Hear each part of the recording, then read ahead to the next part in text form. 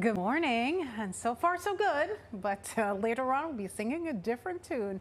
We got clouds that are building, winds out of the south, so that southwesterly flow will keep us in that warm sector. You'll find that temperatures will rise throughout the day. We'll be peaking close to midnight, believe it or not. This warm front will be the catalyst for all of that. Area of low pressure also expecting to stir things up a bit as the system continues to push further east. Here are your headlines and what you should expect. So clouding up throughout the afternoon, then the showers get underway during the evening commute and steadier rain for tonight.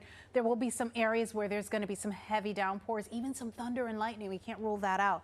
More chances for some wet weather to move in for your Wednesday. Now it looks like it's coming a little bit earlier during the morning commute. I know later yesterday I said 11 o'clock. Now it's even before then. So balloons will be grounded if sustained winds exceed 23, if gusts exceed 34.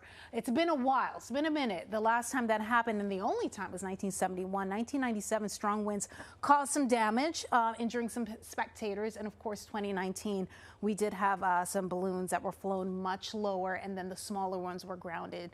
So didn't ground all of them back in 2019. I remember that vividly, but there was some issues there with the winds. And speaking of which, here a look at your wind gusts creeping into the 20s for your 5 a.m. hour. Now, once the parade gets underway at around 10 o'clock, we don't necessarily meet this threshold. Remember, these are gusts, not sustained wind speeds. So we need 34, over 34, and it doesn't look like we'll meet that.